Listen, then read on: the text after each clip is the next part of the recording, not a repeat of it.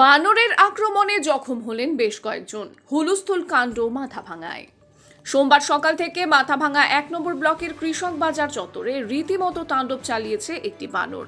সকালে বাজারে এসেই প্রথমে চায়ের দোকানদার রেণুকা রায় নামে এক মহিলাকে কামড় দেয় বানরটি।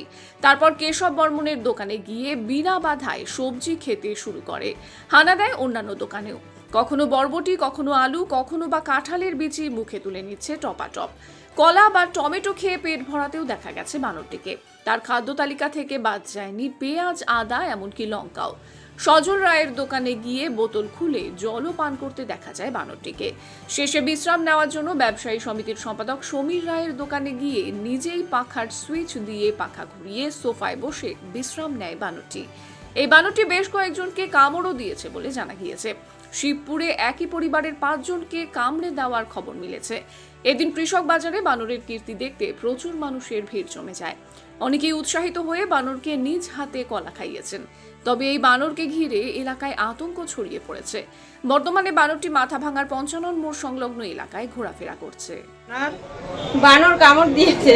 কখন? এই একটু আগে, আধা ঘন্টা আগে। আপনি দেখতে পারেননি? না, ওইখানটা আমি বসেছিলাম, আসলো, আচ্ছা, আর কামড় দিল। এখন বানরটা কোথায়? বানরটা এদিকে গেল। কোথায় কামড়েছে? এই যে আঙ্গুলের মধ্যে, আঙ্গুলের পায়ের মধ্যে আসছে। কি নাম আপনার? রেণুকা রায়। এখন রয়েছে মাথাভাঙা ১ নং ব্লক কৃষক বাজার, যেখানটায় হচ্ছে ৫৫ মোড় সংলগ্ন এই বাজারে সকাল থেকে একটি বানরের উৎপাত। যে বানরটি সকাল থেকে এই দোকান সেই দোকান করে করে কিন্তু বিভিন্ন দোকানে গেছে, সেখানটায় বিভিন্ন দোকানে খাওয়া দাওয়াও করেছে, সবজি ইত্যাদি, এবং সব শেষে মাছ খেয়ে নেয় এক চায়ের দোকানের মহিলা, তাকেও কিন্তু কামড়ে দিয়েছে।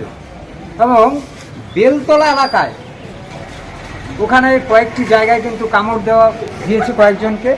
এবং শিবপুরেও আমরা যেটা সূত্রে মারফত জানতে পেরেছি যে শিবপুর এলাকায় একই পরিবারে ৫ জনকে কামড়েছে। এখন এই বানরটির আস্তানা হচ্ছে মাথাভাঙা ১ নম্বর ব্লকের কৃষক বাজারে। ক্যামেরা পার্সনকে দেখাতে বলবো, বানরটি এখন কিন্তু এখানে অবস্থান করছে, বিশ্রাম নিচ্ছে। এই বিশ্রাম অবস্থায় রয়েছে এই বানর।